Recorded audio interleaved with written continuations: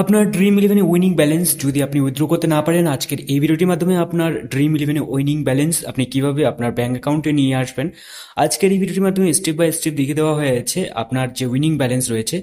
তো আপনি কিভাবে আপনার এই ব্যালেন্সটিকে আপনি ডাইরেক্টলি আপনার ব্যাংক অ্যাকাউন্টে নিয়ে আসবেন। তো এর জন্য আপনার প্রোফাইল লোগো অপশনের মধ্যে টাচ করে নেওয়ার পর আপনি যে মাই ব্যালেন্স অপশন রয়েছে, তো আপনি মাই ব্যালেন্স অপশনে টাচ করে নেবেন। এখানে ক্লিক করে নেওয়ার পর আপনি নিচের দিকে আসলেই আপনি দেখতে পাবেন একটি অপশন ট্রানজ্যাকশন। এই অপশনে টাচ করে নেবেন, করে নেওয়ার পর আপনি উইথড্রলস অপশনে টাচ করে নেবেন। এখানে টাচ করে নেওয়ার পর আপনি যত টাকা আপনি উইথড্র করেছেন সেটা ইন প্রসেস যদি থাকে তো আপনি এই অপশনে টাচ করে নেবেন। ইন প্রসেস অপশনে টাচ করে নেওয়ার পর আপনি যে দেখতে পাচ্ছেন এটাকে একটা স্ক্রিনশট নিয়ে নেবেন, ঠিক আছে।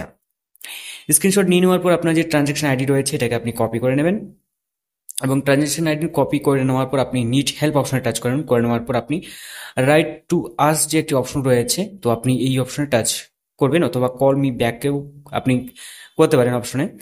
তো এখানে টাচ করে নেওয়ার পর কন্টিনিউ অপশনে টাচ করে নেবেন। কন্টিনিউ অপশনে টাচ করে নেওয়ার পর আপনি এখানে দেখতে পাচ্ছেন উইদিন 2 আওয়ার্স, ঠিক আছে। এখানে আপনার আপনি ডিসক্রাইব যেটা রয়েছে আপনি এখানে ডিসক্রাইব দিয়ে দিবেন যে in process problem please transfer my account, তো আপনি ট্রানজ্যাকশন আইডি দিতে পারেন, ঠিক আছে।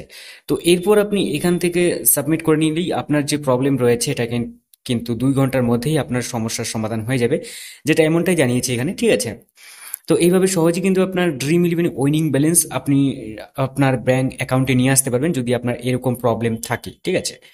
তো এই ছিল ছোট্ট একটা ভিডিও, দেখা হচ্ছে পরবর্তী নতুন ভিডিওতে। Bye bye.